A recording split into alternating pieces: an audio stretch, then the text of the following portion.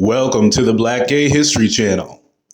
Please share this video and subscribe to this channel for more captivating content.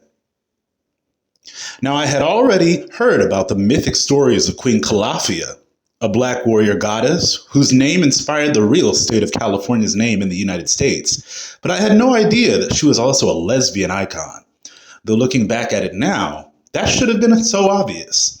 Shout out to Amanda, a public historian from Yesterqueers, for putting all the details together for us. The Spanish writer Garcia Rodriguez de Montalvo wrote several novels at the beginning of the 1500s depicting a war across Europe and the Americas during the dawn of the era of Spanish colonialism.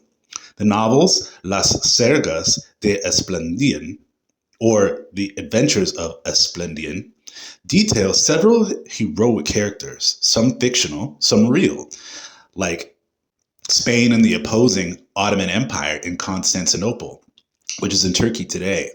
California was an island only vaguely imagined in the West, in the Americas, by many Europeans who had no idea what the Americas would actually be like. But because much of the Americas was unknown, these Spanish writers filled in the blanks with who and what they imagined lived there. Another popular character from this literary series is Don Quixote, the fictional Spanish knight.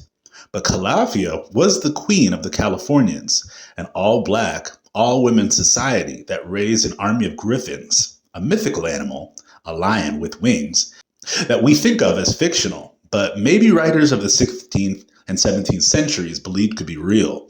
Calafia and her army of women would keep a few men around only to procreate or feed to their griffins, and they would train them to ride and fly in the sky.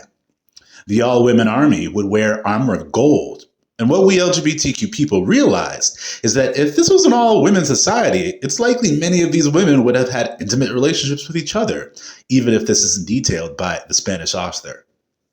The army of women were compared to the Amazons of Greek society, who also in many contexts considered a very pro-lesbian group of women who excluded men from their ranks.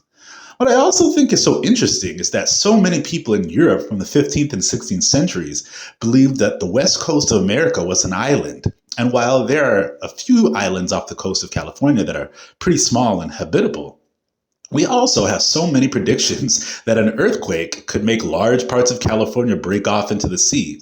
So it's crazy, this story of California not being a part of the continent has persisted for over 500 years. In the stories of Esplandian, of course, Queen Calafia sides with the Ottoman Empire and the Moors because that was the kingdom that ruled over North Africa and actually had other black people. Outside of the Christian-Muslim war in Constantinople and Spain, Calafia's legacy has endured, especially in the state of California, where she has had multiple artistic tributes and buildings named in her honor, including murals, amphitheaters, and even planes. One of her most interesting tributes was when Whoopi Goldberg portrayed her at the Disney California Adventure Theme Park, an educational Californian history exhibit at the Disney Park from 2001 to 2008. She may be a myth, but Calafia, a black queen who put women first, is the inspiration of the spirit of California.